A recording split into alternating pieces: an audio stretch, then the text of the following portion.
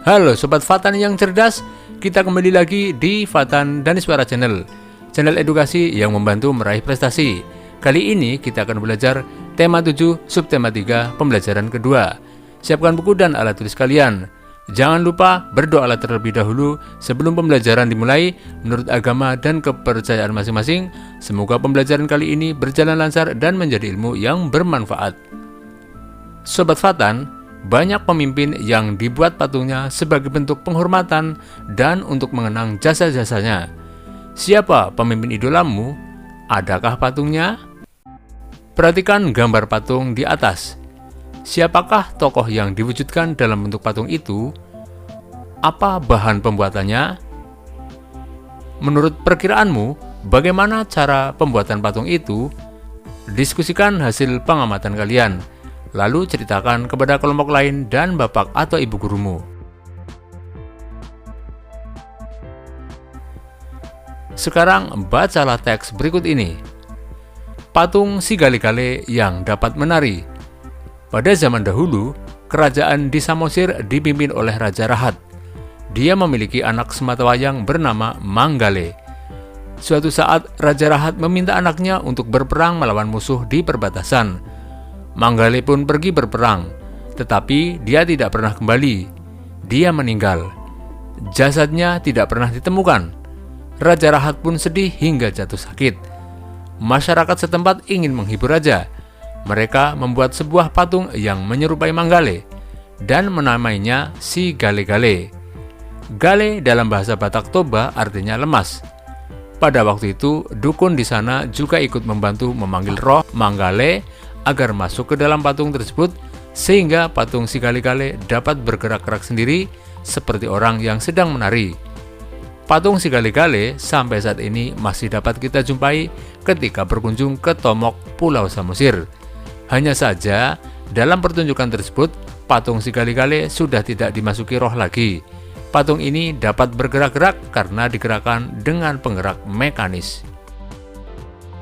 Mungkin kamu telah sering melihat berbagai patung, baik secara langsung dari gambar atau fotonya.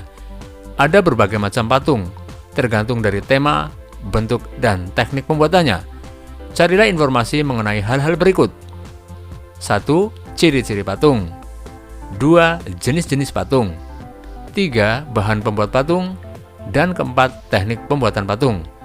Carilah informasi tersebut dari buku-buku di perpustakaan sekolahmu, atau bertanyalah kepada bapak atau ibu gurumu dan narasumber lain yang menguasai.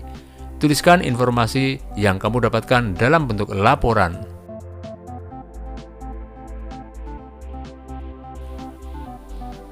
Sekarang, buatlah rencana pembuatan karya patung dari bahan lunak di sekitarmu. Kamu dapat membuat patung bertema hewan berkaki 2, hewan berkaki 4, atau patung bertema manusia. Lengkapi daftar berikut.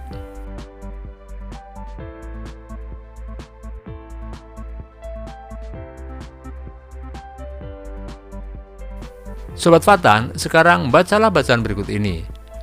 Perubahan pada masa pubertas. Tahapan perkembangan dan pertumbuhan manusia umumnya terbagi menjadi balita, kanak-kanak, remaja, dewasa, dan usia lanjut. Masa remaja merupakan peralihan dari masa anak-anak menuju masa dewasa. Pada awal masa remaja, kita mengalami masa pubertas. Pada masa ini terjadi perubahan pada tubuh, baik yang terlihat maupun tidak.